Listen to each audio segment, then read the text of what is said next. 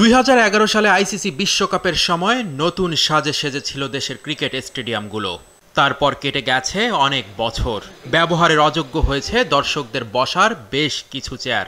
খেলা দেখতে এসে দাঁড়িয়েও থাকতে হতো অনেককেই। দীর্ঘদিন পর আবারও বিশ্বকাপ আয়োজনের সুযোগ পেয়েছে বাংলাদেশ। তাই নতুন সাজে সাজানো হচ্ছে শেরেবাংলা ক্রিকেট স্টেডিয়ামকে। সেপ্টেম্বরে বাংলাদেশের মাটিতে বসবে নারীদের টি-20 বিশ্বকাপ। আসরের ম্যাচগুলো হবে মিরপুর আর সিলেটে। দেশি বিদেশি দর্শকদের কথা মাথায় রেখে মিরপুর স্টেডিয়াম সংস্কারের কাজ শুরু করেছে বিসিবি। প্রায় 3 কোটি টাকার নতুন চেয়ার বসানো হচ্ছে গ্যালারিতে। এরই মধ্যে সরিয়ে ফেলা হয়েছে ব্যবহার অনুপযোগী চেয়ারগুলো। গ্যালারিতে বসবে নতুন 7,500 চেয়ার। এর মধ্যে 7,000ই ফোল্ডিং সিস্টেমের। প্রতিটি ফোল্ডিং চেয়ারের দাম পড়েছে 3,830 টাকা।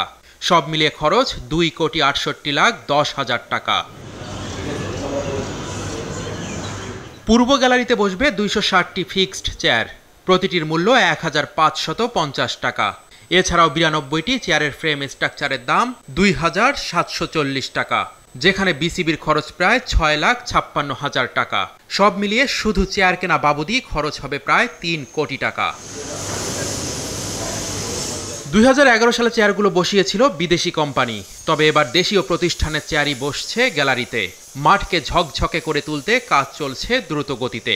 চেয়ার ছাড়াও দর্শকদের ওয়াশরুমগুলোর অবস্থাও বেহাল। মেরামত করা হবে সেগুলো। কাল বৈশাখী ঝড়ে মিরপুর শেরেবাংলা ক্রিকেট স্টেডিয়ামের জায়ান্ট স্ক্রিন ভেঙে যায়। নতুন জায়ান্ট স্ক্রিন বসানোর প্রক্রিয়াও চলমান।